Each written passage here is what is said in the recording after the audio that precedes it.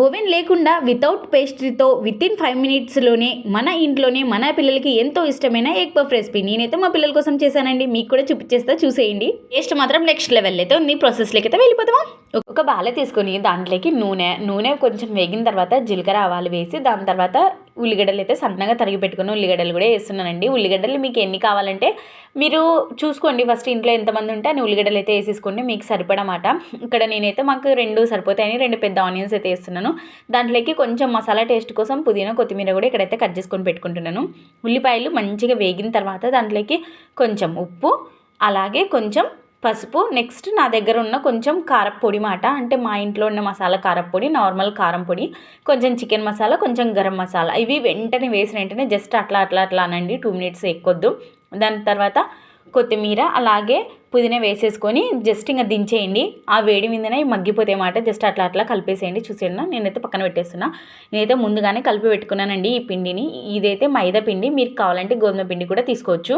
పిండి యూజ్ చేసిన గోధుమ పిండి యూజ్ చేసిన ప్రాసెస్ మాత్రం ఒకటేనండి, ఏం లేదండి. మనం పిండిని ఇలా పిసుకుంటాం, చపాతీ పిండికి కొంచెం సాల్ట్ వేసి నీళ్ళు వేసి సేమ్ అలానే పిసుకొని పక్కన అయితే పెట్టేసుకున్నాను ఒక అర్ధగంట సేపు. ఈ పిండి నానిన తర్వాత సేమ్ చపాతీని అయితే ఎలా తిక్కుతానో అలానే తిక్కేసుకొని దానిపైన కొంచెం ఆయిల్ పూసేసి, ఆయిల్ పూసిన తర్వాత దానిపైన కొంచెం పిండిని అయితే చిలకరిస్తున్నానండి. ఈ పిండి ఇలా చిలకరియడం వల్ల మనకి చపాతీ లేయర్ అయితే వస్తుందండి. ఇలా మొత్తం ఫోల్డింగ్ చేసిన తర్వాత దీన్ని మంచిగా మనమైతే తిక్కుకునాలండి. మీకు ఇష్టం వచ్చిన షేప్లో అయితే తిక్కుకోండి, కానీ మరి మందంగా ఉండకూడదు, మరి పతలాగా ఉండకూడదు. ఈ చపాతీ అయితే నేను ఇక్కడ చూపిస్తున్నా కదండి, ఇలానే తిక్కుకోండి, చాలా బాగా వస్తుంది అన్నమాట. ఇలా తిక్కుకున్న తర్వాత దీని సైడ్లని మంచి షేప్ ఇచ్చేకి నేనైతే ఇక్కడ కట్ చేస్తున్నాను. మీకు కావాలంటే కట్ చేసుకోవచ్చు, లేదంటే లేదండి. కాకుంటే ఇలా కట్ చేస్తే మంచి షేప్ అనేది వస్తుంది. ఇలా మధ్యలోకి కట్ చేసి ఒక చపాతీలో నాకు 2 పేస్ట్రీలు అయితే వచ్చినాయి అన్నమాట. ఈ పేస్ట్రీలలో నేను కొంచెం ఈ ఉల్లిగడ్డ కర్రీ, అలాగే ఇప్పుడేమో మర్చిపోయినానండి, ముందుగానే గుడ్లను కూడా ఉడకబెట్టుకొని పెట్టుకున్నాలి. మీకు ఎగ్ అంటే ఎగ్, లేదంటే ఏదైనా పన్నీర్, ఇంకా సంథింగ్ ఏదైనా పెట్టుకోవచ్చు అన్నమాట. నేను ఇక్కడ ఎగ్ పఫ్ చేస్తున్నాను కాబట్టి ఎగ్ అయితే పెడుతున్నాను. దీన్ని సగానికి కట్ చేసి ఇలా ఒక ఎగ్, కొంచెం వాటర్ తీసుకొని ఆ వాటర్తో సైడ్లని ఇలా తడపండి కంపల్సరీ. ఇది మాత్రం మీరు బాగా చేయాలన్నమాట, లేదంటే మనకి ఇది నూనెలో వేసినట్టునే చీలిపోయి మొత్తం లీక్ అయిపోతుంది. ఈ వాటర్ మంచిగా పెట్టేసేసి దీనిలోనే అతుకులు పెట్టేసేయండి. ఈ సైడ్కి అతుకులు మీకు కావాలంటే పెట్టుకోవచ్చు, లేదంటే లేదండి. నేనైతే ఇక్కడ ట్రై చేస్తున్నా పెట్టేకి. ఇంతకుముందు కూడా ఆల్రెడీ చేసిన, నాకు మాత్రం ఆ అతుకులు ఉన్నా లేకపోయినా ఎగ్ పఫ్ మాత్రం చాలా బాగా వచ్చింది. చూసినారా, ఇలాగైతే చేసి పక్కన పెట్టేసుకోండి. ఇదే ప్రాసెస్లో సెకండ్ది కూడా చేసేసుకోండి.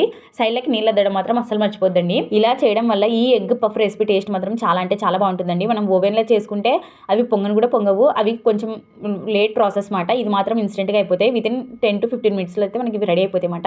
ఇలా వేడిగా మరుగుతున్న నూనెలో ఇవైతే వేసి డీప్ ఫ్రై చేసుకుంటే సరిపోతుందండి. అటు ఇటు నిదానంగా తిప్పుకుంటూ మాట. నేను స్టార్టింగ్ చేసినా కాబట్టి కొంచెం మాడిపోయినట్లు అనిపించింది, కానీ తర్వాత మాత్రం చూడండి ఎంత బాగా వచ్చిందో. ఇది మంచిగా లేయర్ అనేది బాగా పొంగింది. దీంట్లో నుంచి ఉల్లిపాయ కూడా బయటికి పోయింది, కానీ దీని టేస్ట్ మాత్రం నెక్స్ట్ లెవెల్ ఉందండి నిజంగా. ఇలా ప్రతివి తీసి మనం సర్వింగ్ బౌల్లోకి తీసుకొని మన పిల్లలకి, మన హస్బెండ్కి అయితే ఇచ్చేస్తే సరిపోతుందండి. నేనైతే మా పిల్లలకి, మా బావకి తెచ్చినాను. వీళ్ళకైతే బాగా అంటే బాగా నచ్చింది. దీంతో పాటు మీ దగ్గర ఏదైనా సాస్ కానీ చట్నీ కానీ ఉన్నా పర్లేదండి, లేకపోయినా దీని టేస్ట్ మాత్రం బాగుంది. నేను మాత్రం ఇలానే ఉత్తే తినేసినాను. సరే, కానీ మన వీడియో నచ్చితే లైక్ చేయండి, సబ్స్క్రైబ్ చేయండి, షేర్ చేయండి. ఈ ఎగ్ పఫ్ అంటే మా పిల్లలకి చాలా ఇష్టం అండి. నేనైతే వాళ్ళ కోసమే ఇది చేసినాను అనమాట. మీరు కూడా మీ పిల్లలకి ఇది ట్రై చేసి పెట్టండి. వాళ్ళకి నచ్చిందా లేదా అనేది నాకైతే కామెంట్ చేసి చెప్పండి.